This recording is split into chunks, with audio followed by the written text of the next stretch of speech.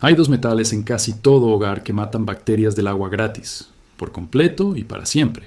Una pieza pequeña de uno cuesta unos $4. El otro probablemente ya sea suyo. Juntos purifican el agua potable desde antes de fundarse Roma, sin electricidad, sin cartuchos de repuesto, sin suscripciones, y la industria de filtración, que vendió más de $45.000 millones el año pasado, jamás se los mencionó.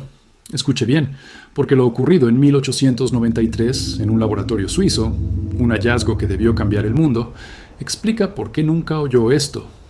El mercado global de filtración de agua vale hoy $45.000 millones. Superará los $90.000 millones para 2033. Esa cifra se duplica casi cada década. Se duplica porque los filtros se agotan, los cartuchos se secan y las membranas se tapan. El modelo de negocio se basa en el reemplazo, en lo que se tira y se recompra. Y en un informe de 2019 de la Organización Mundial de la Salud, hay un detalle que la industria no quiere que lea. 2.000 millones de personas beben hoy agua insalubre. No por falta de conocimientos para remediarlo, ese saber es milenario. 2.000 millones beben agua sucia porque la solución no puede venderse. No se puede poner una suscripción a una pequeña pieza de plata fina. No me refiero a joyería, ni a cubiertos que puedan estar bañados. Lo que necesitas es plata fina, es decir, plata con una pureza de al menos 99%. Las monedas pequeñas de plata que se venden como lingotes, las que encuentras en tiendas de numismática o en distribuidores de metales preciosos en línea, funcionan perfectamente. Una moneda de una onza cuesta entre $25 y $35 y te durará toda la vida. Si eso te parece mucho para empezar, una pequeña cuenta de plata de una tienda de suministros para joyería, del tipo que se usa en artesanías con alambre, cuesta unos $4 y es más que suficiente para un solo recipiente. Un recipiente limpio de vidrio o cerámica, no de plástico, que pueda contener al menos el volumen de una jarra llena de agua. Un tarro de boca ancha sirve, una vasija de cerámica sirve, una jarra de vidrio sirve. Seguramente ya tienes algo adecuado. Agua limpia para comenzar.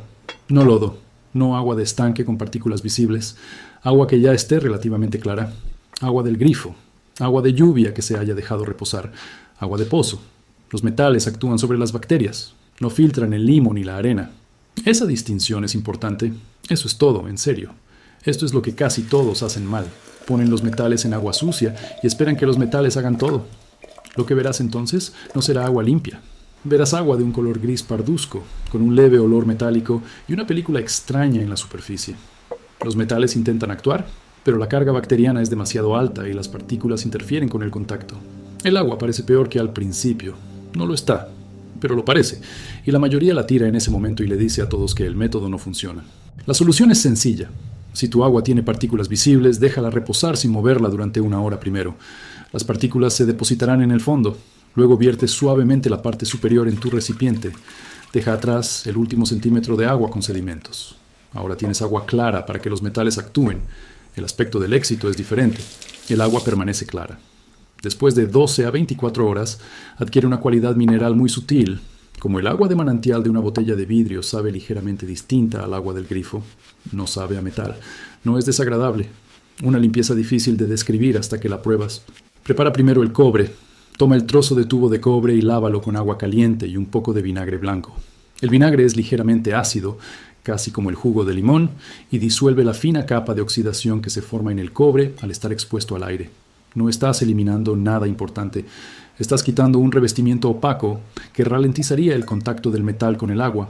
Frota el exterior con un paño suave mientras está con vinagre. Enjuaga completamente con agua limpia.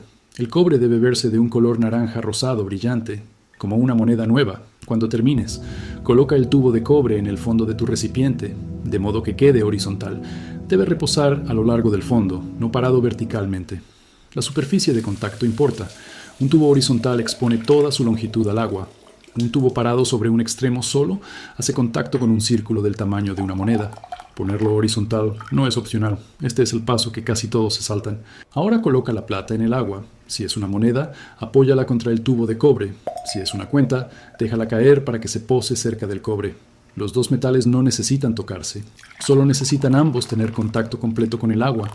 Llena el recipiente hasta arriba con tu agua limpia. Ponlo en un lugar fresco y fuera de la luz solar directa. La luz solar calienta el agua y favorece distintos tipos de crecimiento que los metales no pueden tratar con la misma eficacia. La encimera lejos de una ventana. un estante en la despensa. Cualquier lugar fresco y oscuro es mejor que cálido y luminoso. Presta mucha atención a lo que sigue, porque el momento del primer uso es el paso que casi todos interpretan mal, y es la diferencia entre un agua completamente tratada y un agua solo parcialmente afectada. Espera 24 horas completas antes de beber la primera tanda. No 4 horas, no 12, 24. Los iones, las partículas cargadas microscópicas que se desprenden de ambos metales y se dispersan en el agua, necesitan tiempo para circular por todo el volumen. Piensa en una bolsita de té en una tetera. El color se esparce lentamente desde la bolsita, llegando a los rincones más alejados con el tiempo. Los iones de tus metales se dispersan igual. A las 4 horas, el agua cerca de los metales está tratada. A las 24 horas, todo el recipiente está tratado. Después de usar esa primera tanda, rellena inmediatamente. Los metales siguen activos. La siguiente tanda solo necesita 18 horas. Con el tiempo, establecerás una rutina en la que rellenas por la noche y el agua está lista para la tarde siguiente.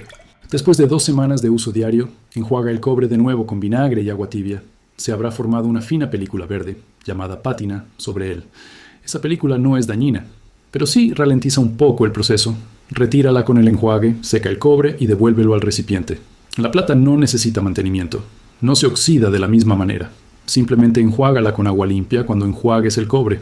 Para comprobar que funciona, haz esto. Toma un vaso de agua tratada y otro de agua del grifo sin tratar. Déjalos destapados en la encimera 3 días. El agua sin tratar se enturbiará ligeramente y olerá un poco, porque bacterias del aire la colonizan. El agua tratada permanecerá clara y no desarrollará ese olor. Esa es tu prueba. Ese es el resultado que ves con tus propios ojos. No hace falta laboratorio. Ahora piensa en lo que realmente has construido aquí. Una persona consume unos 2 litros de agua al día. Una familia de 4, unos 8 litros. Una jarra de ese tamaño lo cubre fácilmente con un llenado nocturno. El tubo de cobre costó $3.50 y no se desgasta. La moneda de plata cuesta $30 y no se desgasta. La inversión total, única, es menos de $35. La mayoría de familias gastan entre $15 y $30 cada mes en filtros, recambios y agua embotellada. En un año, esos son entre $180 y $360 en algo que se gasta y hay que reponer. Tu cobre y tu plata no se desgastan. En 10 años, una familia con filtros desechables gasta entre $1.800 y $3.600 en el mismo problema que tu instalación de $35 ya resolvió para siempre. Llévalo a una comunidad de 40 familias en una zona rural sin acceso fiable a productos de filtración.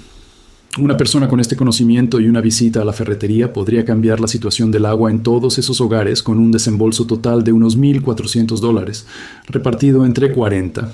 Esos son $35 por familia, una sola vez, nunca más. Ahora piensa en ese mismo principio en un lugar sin ferretería, donde el tubo lo sustituye un recipiente de cobre heredado en la familia, donde la plata es una moneda que lleva en un tarro de agua desde que una bisabuela la puso allí. Eso no es hipotético.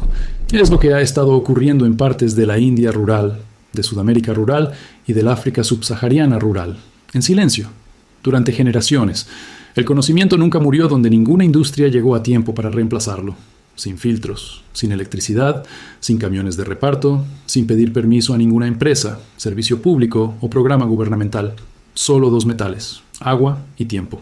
Este método funciona mejor con agua de origen clara y a temperaturas entre fresca y templada, como en una habitación cómoda.